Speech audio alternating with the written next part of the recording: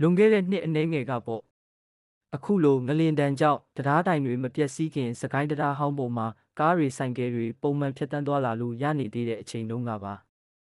ညနေပိုင်းတနာရီဝန်းကျင်လောက်မှာအလောက်ကပြန်လာတဲ့အမျိုးသားတစ်ယောက်ဟာသူ့ရဲ့စက်ဘီးလေးကိုနင်းပြီးစကိုင်းဘက်ကနေမန္တလေးဘက်ကိုကူးလာခဲ့ပါတယ်တရားပေါ်မှာလေးတိုက်နေပြီးလက်မင်းတာနေတာမို့ပတ်ဝန်းကျင်ကတိတ်ဆိတ်ငြိမ်သက်လို့နေပါတယ်မမျော်လင့်ပဲမြင်လိုက်ရတဲ့မြင်ကွင်း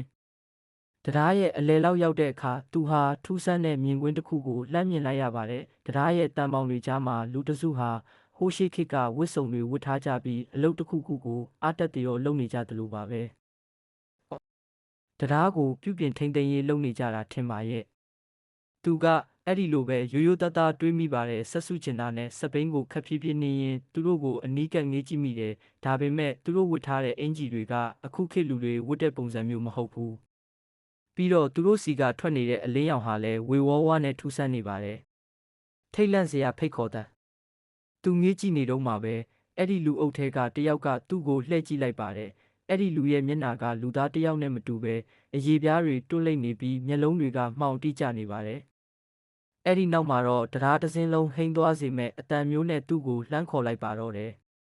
ဟေးလူဒီမှာလာကူပါဦးငါတို့နဲ့အတူလာနေပါလားတခြားလူတွေကလည်းအလုတ်လုံနေရာကနေရက်လိုက်ပြီးသူ့ကိုဝိုင်းကြည့်လာကြပါတယ်သူတို့ရဲ့လက်တွေကလေထဲမှာရက်ကန်နဲ့သူ့စီကိုလှမ်းလာသူမျိုးပါအဲ့ဒီအခါကျမှသူဟာလူတွေမဟုတ်ပဲတရေတွေနာနာပါဝတ်တွေမှန်းတီးလိုက်ပြီးတကိုယ်လုံးကြက်တီးမွေးညင်းတွေထသွားပါတော့တယ်အသက်လူပြီးနင်းခဲ့ရတဲ့ခီး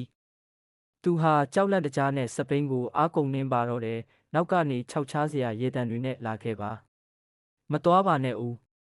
ဆိုတဲ့အော်ဟစ်တန်တွေကနားထဲမှာဆွဲနေပါတယ်ခြေထောက်တွေတုံရင်းနေပေမဲ့အသက်ကိုဖက်နဲ့ထုတ်ပြီးတရားအဆုံးကိုရောက်အောင်နင်းခဲ့ရပါတယ်တရားအဆင်းကိုရောက်တဲ့အခါမှာတော့လမ်းဘေးမှာနားနေတဲ့လူတချို့နဲ့ဆုံပါတယ်သူ့မျက်နှာကတွေးမရှိသလိုဖြူရောနေပြီးစပိန်ပေါ်ကနေပြုတ်ကျမတက်ဖြစ်နေတာကိုမြင်တော့လူတွေကဝိုင်းမေးကြပါတယ်ဘာဖြစ်လာတာလဲဗျမျက်နှာလည်းမကောင်းဘူးတခုခုမြင်လာတာလားသူဟာစကားတောင်ကောင်းကောင်းမပြောနိုင်ပဲတုံရင်နဲ့ဖြစ်ပျက်ခဲ့သမျှကိုပြန်ပြောပြတဲ့အခါနားထောင်နေသူတွေအားလုံးကြောချမ်းသွားကြပါတယ်အဲ့ဒီညကစပြီးသူဟာစကိုင်းတရားဟောင်းပေါ်ကိုညဘက်တယောက်တည်းဘယ်တော့မှမသွားရတော့ပါဘူးဒီဖြစ်ရပ်ဟာစကိုင်းတရားကြီးရဲ့တမိုင်းကြောင်းနဲ့ရှင်ပြီးဒေသခံတွေကြားမှာအမြဲတမ်းပြောဆမှတ်ပြရတဲ့ဖြစ်ရပ်မှန်တစ်ခုပဲဖြစ်ပါတယ်